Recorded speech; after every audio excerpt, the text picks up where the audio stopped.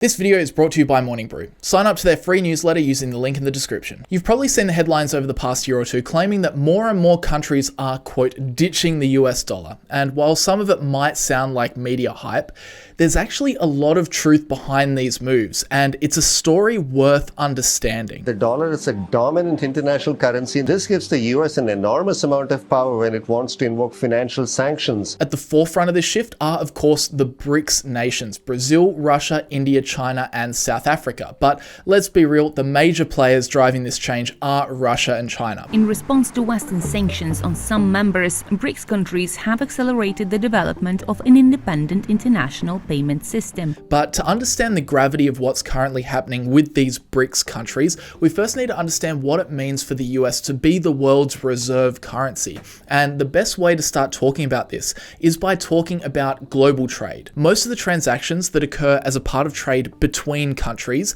happen in US dollars, and that gives the US enormous leverage. In fact, 96% of trade invoicing in the Americas, 74% in the Asia Pacific region, and 79% in the rest of the world is conducted in USD. The only exception is Europe, where the euro is dominant. Commodities like gold and oil are priced in US dollars, regardless of where they come from. And ultimately, what this dominance means is that countries need to keep a stash of US dollars to be able to buy and sell stuff in this international trade system. It's kind of like if I went to the US and I tried to buy a Big Mac with my Australian dollars. They're not going to take that. I need to buy US dollars to then buy the burger. I need to have a reserve of USD to make sure I can buy the things that I need. So that's the first element. The second is that when these trade transactions take place between countries, not only are they most commonly cleared in US dollars, but they most commonly take place through US-based banks. And this is really the secret sauce that gives the US so much global power. Why? Because, well, if they get cranky, they can block these trade transactions. And in a lot of cases, that's what's predominantly happening when the US imposes financial sanctions on a country.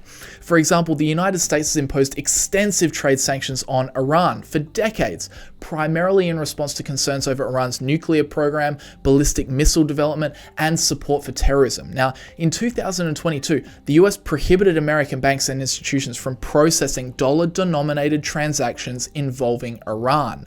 Now, this effectively barred Iran from accessing the global dollar clearing network, as all dollar transactions must pass through the US banking system. Now, that wasn't the only way the US flexed their muscles to impose sanctions on Iran, but just that one factor alone meant that Iran's ability to sell oil internationally was drastically reduced. In fact, have a look at this timeline of Iranian oil exports. The US imposed sanctions here in 2012. Exports dropped dramatically. Then in 2015, Iran signed a nuclear deal with the US, UK, France, China, Russia, and Germany, and sanctions were lifted. Their oil exports rose from 1 million barrels per day in 2015 to over 2.5 million barrels per day by 2017. And then in 2018, Trump reinstated the sanctions once again, and their exports fell to 330,000 barrels a day in late 2019. This is the kind of power the US has just by being the world's reserve currency. They can totally manipulate the economy of a country on the other side of the world just by clicking a few buttons. If in fact we can get a deal, then we should embrace that. If we can't get a deal, then we'll have to make a set of decisions and apply even stronger measures against Iran. This is what's referred to when people talk about the weaponization of the dollar. And it's true, over time, the US has used its control of the reserve currency as a weapon. In 1950, there were just 2 countries under sanctions from the US, and as you can see by this chart, well, now it's a hell of a lot more.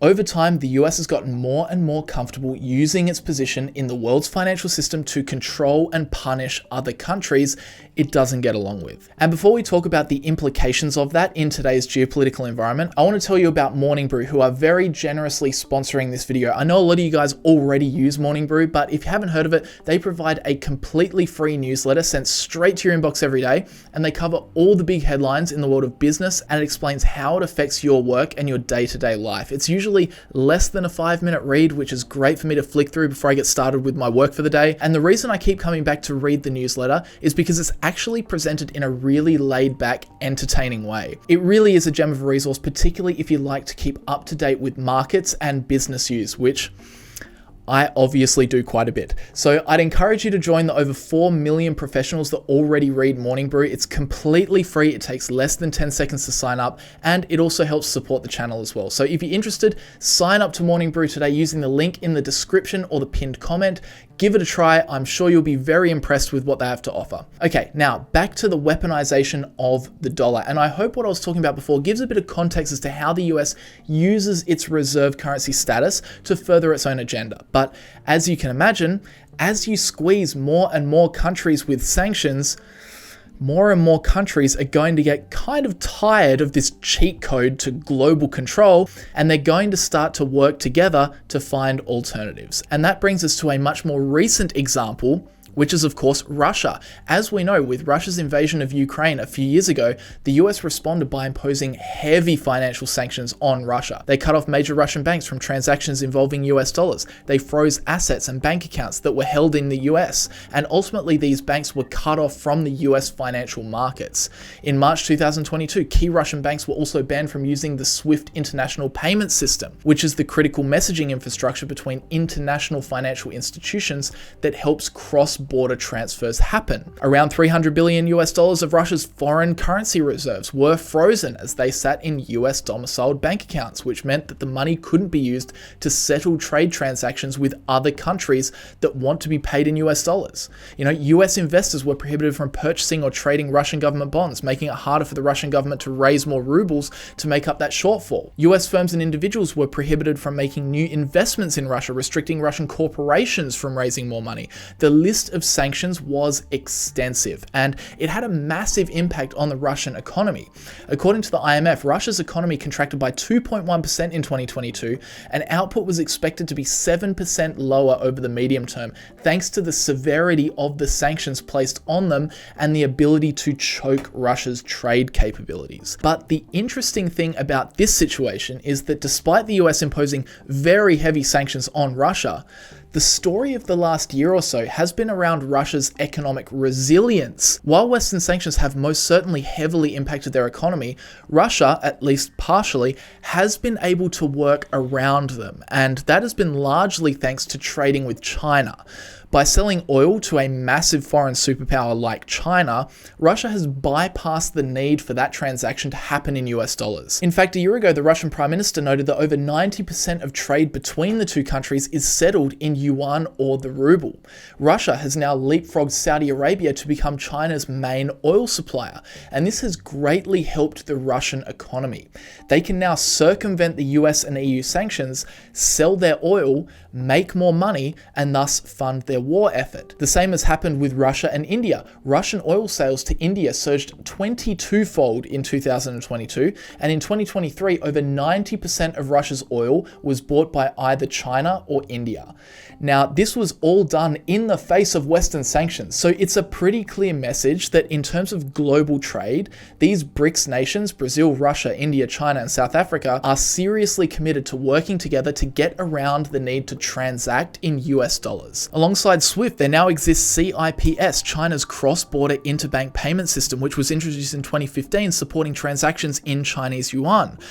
Russia launched their version of SWIFT called SPFS in 2014, deliberately to circumvent SWIFT sanctions. BRICS nations are now also looking to buy up a lot of gold reserves, a move that gold investors have been very happy with as it sent the spot price surging to new all-time high after new all-time high over the past year or so. China's central bank, the People's Bank of China, started accumulating more gold back in November 2022 and continued buying for 17 consecutive months, with the PBOC adding a total of 314 tons of gold by March 2024, bringing its official holdings up to 2,262 tons. Now, as of October, the PBOC has paused its gold purchases for 6 consecutive months, likely due to the sky-high gold prices, but the major increase in gold holdings is a pretty obvious sign that they're bolstering non-US dollar reserves, reducing their dependence on the dollar and thereby mitigating exposure to geopolitical risks. Russia has also been increasing their gold purchases, with Russia's finance ministry announcing in September that they were upping their gold purchases from 1.12 billion rubles per day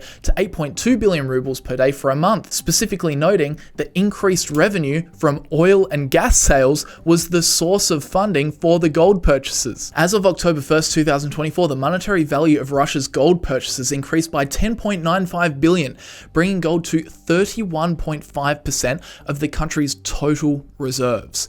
And as I'm sure you can start to understand, all of this gold buying further weakens these BRICS nations' dependence on the US dollar for global trade. If they all hold large amounts of gold, they all hold a common trading asset that isn't the US dollar. And some have even speculated that this accumulation of gold could even factor into the creation of a new BRICS currency system. And that brings us to something that happened very recently, the BRICS summit, which was held in Russia from October 22nd to 24th. BRICS actually expanded, welcoming Egypt, Ethiopia, Iran, and the UAE as new members, expanding the group's representation and influence. But beyond this, there was significant discussions about alternative international payment solutions among BRICS nations to decrease their reliance on the US dollar, namely BRICS Pay. Now, BRICS Pay is designed to be a bigger, better BRICS version of the SWIFT payment messaging system. So it will be the payment messaging system to facilitate transactions between BRICS nations using their national currencies. You also probably heard that they're hoping to use blockchain technology to ensure transparency and security, and also to speed up processing times. But the main thing you need to understand about this proposed system is not the intricacies of how it's going to work. The more interesting story is why it's being proposed. And while people may not say it officially, the number one reason to create something like this, when a perfectly functional US-backed system already exists, is to make sure US sanctions don't affect you. If your country was to get blocked from SWIFT, it wouldn't matter because most of your trade is carried out through BRICS Pay in your local currency. The current international system of payment, so-called SWIFT, is under control of the West. So we as BRICS are well advised to move forward into creating an alternative to SWIFT. And that's what the Russian authorities, together with other BRICS countries, are pursuing right now. So that's what's being proposed by the BRICS nations. And if it's successful, this would be a really big deal. With the additions of Egypt, Ethiopia, Iran, and the UAE, BRICS now accounts for 37.3% of global GDP versus G7 at 29.9%. They'll have 44.35% of global oil reserves. BRICS nations will cover 36% of the Earth's surface, an area twice that of the G7 countries. Its total population will be 45% of the global population, more than 4 times as large as the G7's population. BRICS will account for almost half of global food production and 38.3% of total global industrial production versus the G7 at 30.5%. This is a very, very large alliance of countries. And should they be unified under a BRICS Pay system that enables easy trade outside of America's influence, while the US dollar may maintain its place as the world's reserve currency, its effectiveness as a weapon will be diminished, and America's power as the global policeman will be greatly reduced. But with that said, let me know your thoughts down in the comments, and please be sure to subscribe to the channel as well if you have not done so already. We're actually really close to 1 million subscribers right now, so if you would like to support our work, please do so by subscribing. We would really appreciate it. Also, check out Morning Brew, as I said earlier in the video, links in the description and the pinned comment. But with that said, guys, I hope you enjoyed the video. Thanks for watching. And as always, I'll see you guys in the next one.